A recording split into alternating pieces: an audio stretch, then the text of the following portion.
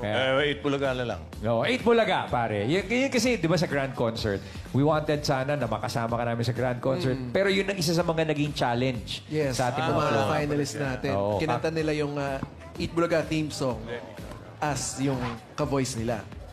So, ikaw naman, sasayawin mo. Huwag kakantayin niya. Yung sa'yo, yung ganun lang, konting ganun lang.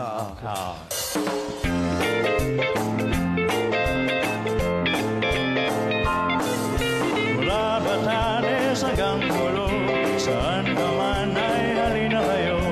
1,000 at isang tuwa, buong bansa. Eat Bulaga, ang dabarkas ay nagkakaisa. Sa tuwa't saya na aming dala, 1,000 at isang tuwa.